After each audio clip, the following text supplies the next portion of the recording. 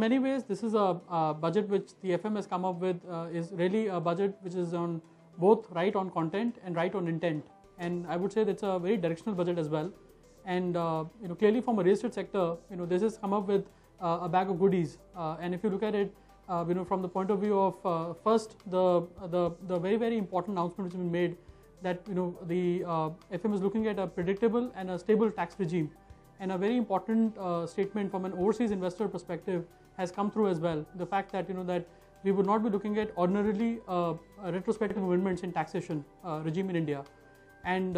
so when you look at this and then you look at some of the changes which have been brought in, specifically from the point of view of REIT, a long-standing demand wherein there was always a threat of double taxation coming through, and that's been very very clearly specified that there will be incentivizing REIT and also ensuring that there is no double taxation. It's a pass-through from an REIT perspective there. So that's something which helps one, improve liquidity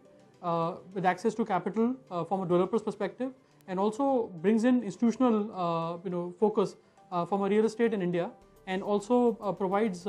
another investment option by getting retail investors into real estate in a more meaningful manner, in a more participative manner, with the fact that they will have regular income access and also a right for an appreciation as well in the Indian real estate market. Second, I think big announcement which has happened is from an affordable housing perspective there, and which is where it's been taken care from the point of view of creation of demand, with the fact that there's been a 4,000 crore allocation to the National Housing Bank, which ensures that there will be credit available to the buyers at a cheaper interest rate, and also the fact that it provides access to a set of people who would otherwise not be having access to commercial to loans from a commercial bank. Also, when you look at the side that in the changes in the FDI which has been brought in, so there is a clear exemption from an affordable housing perspective for minimum built-up area as well as from a minimum capitalization perspective there, and that is something from an affordable housing again, a positive which has come in there. And I think correlated to this, if we add on the perspective around the slum redevelopment being included as part of CSR, so which is where one would see a greater participation coming in from private developers, and also the fact that there is already a demand for such kind of projects there.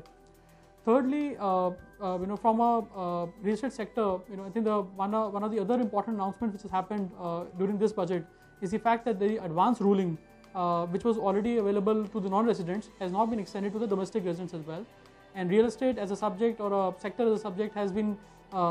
been part of litigations in a very big manner in the country, and because of the high stakes involved, for the domestic residents also, it provides now an option to get an advance ruling and avoid a future tax situation coming forward. Also, I think from a indirect tax perspective, announcing the GST aspect of it, because the sector gets affected quite a lot with the GST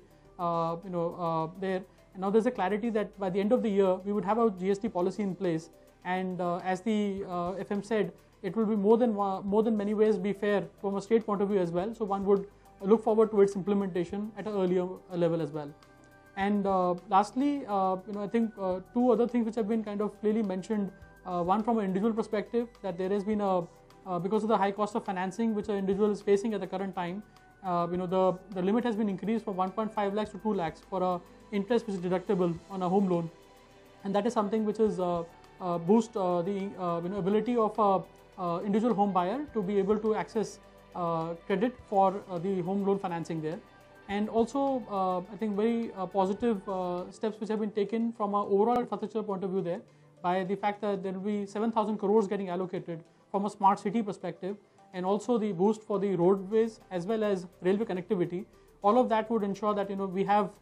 substantial real estate activity coming up on those routes, with the fact that industrial corridors as well as warehousing has also been considered as part of the overall budget implications there. So over and all, as a real estate budget, if one looks at it from a real estate sector point of view, the budget holds a good promise. It is fairly directional in nature and also has content to offer, and one would see that there would be some positive outcomes during this year itself.